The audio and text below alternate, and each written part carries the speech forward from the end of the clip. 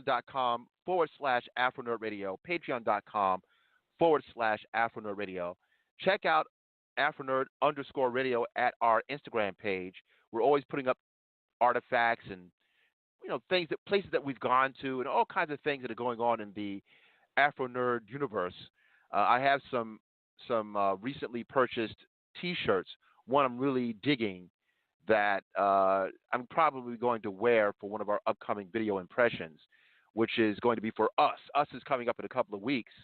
I'm envious of the folks out there at South by Southwest who had a chance to check out an early screening of it, and I'm already hearing word from that convention that it was off the chain, as they say. So I have a pretty interesting T-shirt, and the T-shirts plural, and all kinds of stuff on our IG. There's Afronerd.com, Afronerd at YouTube.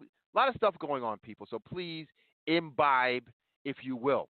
All right, so let's get to this deal. Captain Marvel, long-awaited movie. Carol Danvers is ready for her close-up. The character, Marvel comic book character, Carol Danvers. So let's go to the captain. I'm going to give him the volley for him to give his impressions of Captain Marvel. Your thoughts, sir? Well, I'm here to set the beef. DC has some character called Wonder Something who runs around in a tutu and got a lasso. Never heard of her, but that's what they say. This movie, here's the thing here. Just say what we want about Marvel and their movies at times. I'm not a Marvel fanboy, by the way. But DC, you need to understand something, because you are late catching train MFer. Marvel does an intertwined universe, and they get you. So even if you don't like the product, they're smart enough to say, well, Captain Marvel is a pivotal character in Endgame. So, you don't watch this movie, and if you're not familiar, like a lot of these people, most of these people that watch these movies, they think Black Panther's in the DC universe, like that. If you don't watch this movie, you go into Endgame, you might not know what's going on. Now, you comic book aficionados who read, you understand Captain Marvel and things of that nature, you don't necessarily have to go. But you're not the majority of people, all right? So stop playing games. So, DC, you're a late trainer. You don't understand this game. You catch the late train. You're just late to the party. Late, man. After the potato salad is over. You understand? Oh, you didn't leave any potato salad. It's gone. All the macaroni and cheese is gone. That's you, man. But you're coming up, though. You're coming up. Now, that being said, that's Marvel's business acumen, which is brilliant. Now, as far as this movie, I really didn't care for it. I just didn't care for it. I didn't care for it. The first 20 minutes, I didn't know what was going on. I felt it was a little bit all over the place, or a lot all over the place. There was some shots in there that pissed me off, not because Marvel didn't know how to do it. Marvel shot certain scenes in there and said to themselves, the audience is not going to notice. And for most part, you're not going to notice. You're not going to notice, because that's not what you guys do. But when someone like me notices that, I say, you're just being lazy. I don't like lazy when you got over $150 million to do a movie. You understand? I don't like that. I don't like seeing that, because it shows an attitude. And eventually, somewhere along the line, when you play those games, you get a Buster Douglas, Mike Tyson situation where you're just thinking you're the man, you think you're the man. Sooner or later, something goes down. It might not be now, but it can happen later. And you're like, oh, wow, how did that happen? You're being lazy. Your own success. We don't have to switch that out. We don't have to do this. We don't have to do that. Now, again, another thing. You could deconstruct everything what I've been saying. Of course, it's an opinion, and everyone has an opinion. But this you're not going to be able to say anything about. Now, if I mention Star Wars, if I mention E.T., if I mention Indiana Jones, I can go on and on and on and on and on. I could go Jaws. You understand? And I could go on and on with movies. Let's go superhero. we go Dark Knight, the last installment. It had something in there. Superman 1, it had something in there. When they give you that huge money, I'm not talking about someone that needed $3 million to make a movie, independent movie, and they gave them $1 million. There's certain things that's going to happen in that movie because you don't have the right money. If that's the case with you, that you got to just let go. You didn't have the right money. The money wasn't right. That's not the case here with Marvel. I'm looking for epic music. Okay? I'm looking for epic music. That's what these things I just mentioned, these movies. They had epic music. And there's plenty of others. I know it's not easy to do. It's not an easy thing to do. I thought the music in Captain Marvel was meh. You know, I know it's not an easy thing to do, but there's plenty of guys out there that can deliver better than that. When you have that high echelon type of music, it raises the product up tremendously. That last Dark Knight, and I gotta give DC some credit. You take away that music, you come back, movie was all right to good. But with that music, now you got a great movie. I still go back and watch that. You still go back and watch Superman 1. And all those movies I mentioned, music. And there's plenty of others. So you can't loaf. They're loafing. And what I'm saying is falling on deaf ears because look how much money the movie made over this weekend. What is that, $450 million worldwide? It looks like it's on its way to $1 billion. Come on. You know what I'm saying? The best thing I like, what I got amped for, was that first end credit scene. That was amp-worthy. Definitely amp-worthy for that. The rest of the movie I thought was, just didn't mesh with me. You understand? But it's a necessary evil. You have to go see it. You have to go see it. Marvel has you, man. But I just thought the movie was And as I was saying to Afronerd before, that is just to throw shade because everybody like to ride, you know, Marvel's penis or breast. Yeah, that's why I said it. Okay? They like to ride it all the time. Oh, Marvel, wee! You go watch Doom Patrol. I said Control. Doom Patrol. That's on Disney streaming service. It's way better than this, man. All right? Way better. I tell you, Umbrella Academy, to me, which I didn't think was hot, but it was all right, that's better than this to me. But again, you have to go see this. That's my opinion. That's my opinion, man. But because of the numbers, you hunting down Wonder Who? That woman with the tutu and lasso. What's her name again? I think she got a name. I think it was created by a man, by the way. You know, just thinking. I just can't. It slicks me for right now. But man, that's what I thought. Not horrible. All right, not horrible. And you man, and you are women-hating men. You know, you got babies for you. Some of you are manginas. Leave it alone, man. You know, leave it alone. I wasn't really into the SJW things. Leave it alone, man. They got you. They beat you down this weekend, man. And they're going to continue to beat you down. Beat you down, boy. Back to Afronerd, man. All right. I see we have Q-Storm. I think Q-Storm actually has one of his Q reviews. I didn't get a chance to check it out, but I'm going to bring him in a second. I'm just going to say a couple of things about Captain Marvel, Carol Danvers. One, I wish I got my hands on her first appearance. I don't think I have it, or if I do, I don't think it's in the greatest of shape. And already this thing is, to the listening audience, if you are a collector, you might want to try to get that book ASAP, because the interesting thing about Marvel Comics, or really DC, any of these earlier imprints, is that they put the seeding of these characters early on. They were, like what Kwanzaa was saying, you're dealing with an environment. They're called the House of Ideas for a reason.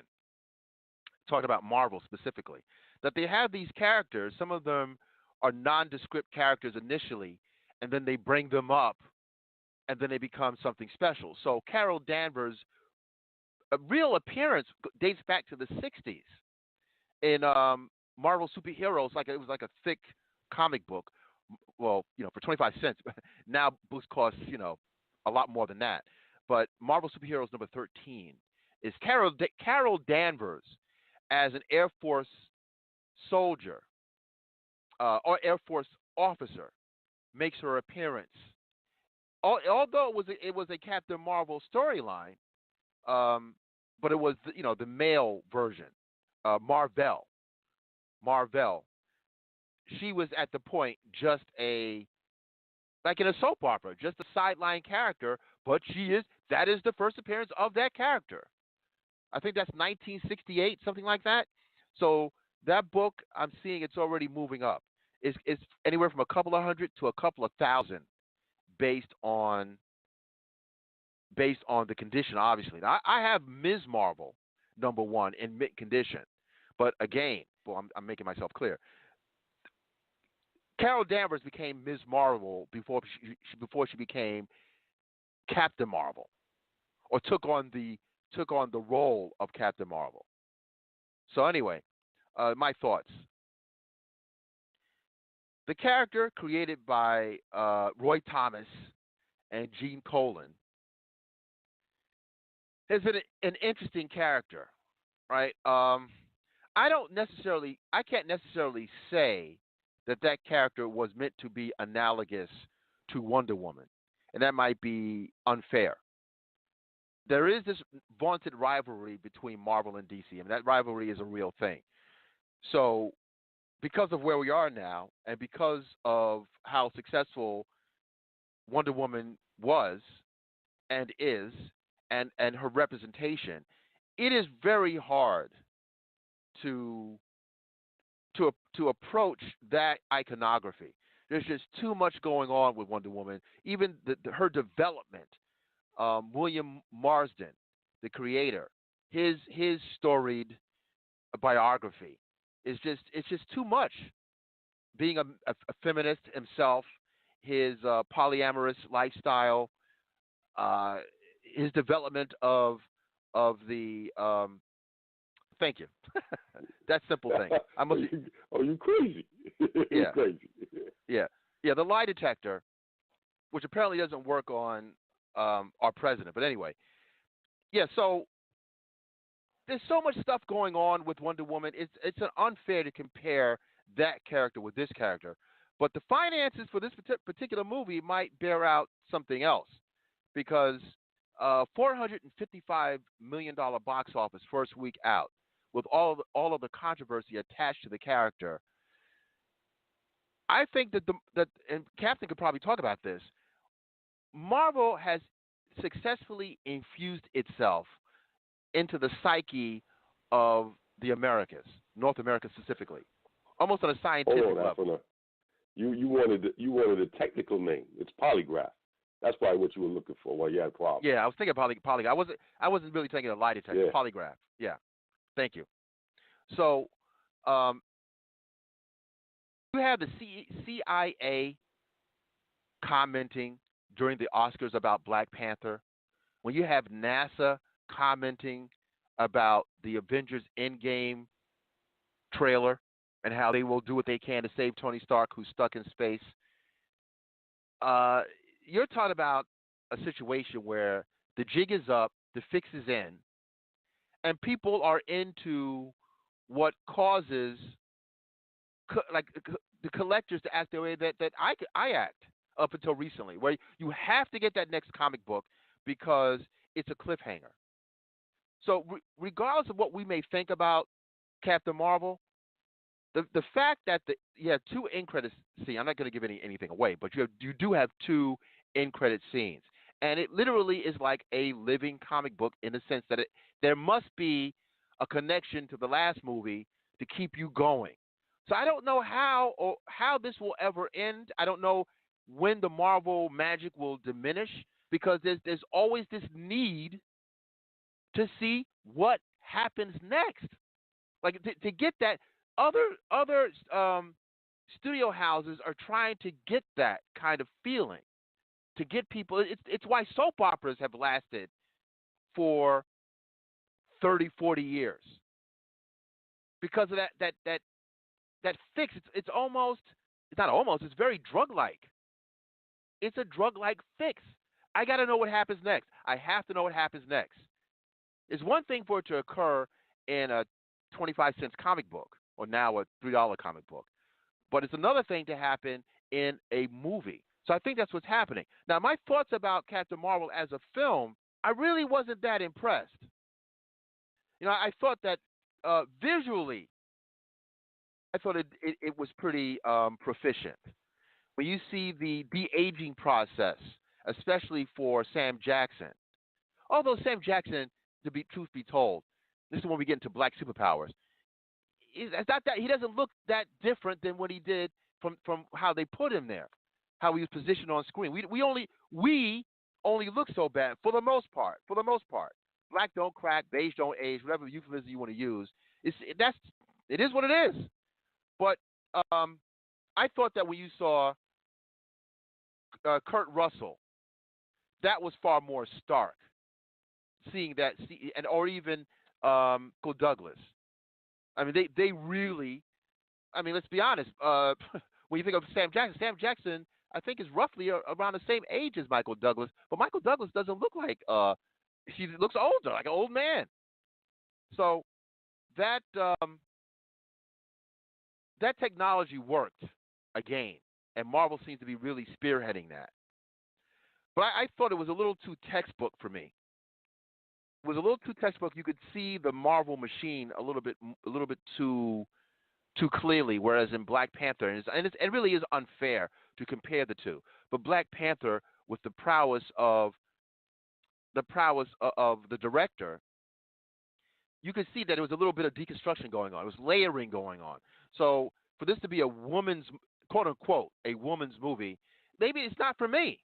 Maybe it's not for me. Maybe some of the beats that I would want to see in a movie, like I would not necessarily want to see a heroine that is so much of a Mary Sue. The term Mary Sue, or the male equivalent is Gary Stu, or Marty Stu. It's the perfect character that comes up to kind of to fix everything. I didn't like the fact that she looked a little bit too much like, there's Captain Marvel. She'll fix everything. She'll save us. She'll work it out. Even Superman at times doesn't do a Mary Sue or a Gary Stu. So that part was a little unnerving. The music choice that Captain references. This is supposed to be occur in 1995. I would have opted for more obscure grunge and maybe hip-hop music or alternative music, more obscure sounds. They were, like "Come As You Are," which I love the song, Nirvana. It's a little too dead on. Gwen Stefani, it's look, they're iconic '90s artists, true, but they could have went in a different direction and not been so hit me on the head. Go get some obscure Pearl Jam song or something. Maybe throw in some hip hop that we know to be the '90s. There's a library of music that's pretty well known, but not so dead on. That part made it seem a little too commercial for me. But I'm like Captain. I was a little meh for me.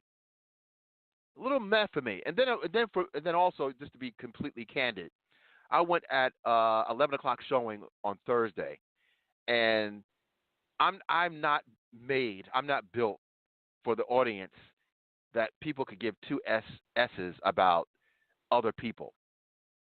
Being conscientious about other folk, I was hearing, there was one person sitting next to me that was doing this for like 20. Hold on, you won't believe this. This is what I was hearing for like 20 minutes. 20 minutes.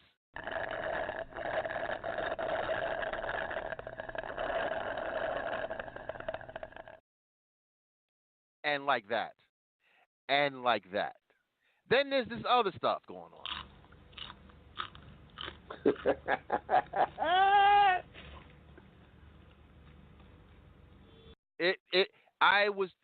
I thought I was the Punisher. I said, I think I'm Frank Castle. I'm no longer the Afronerd. I'm Frank Castle with a nice tan. I'm going to have to murder this guy. I looked in the corner of my eye, and I'm like, this can't be for real. This person, gentleman in quotes,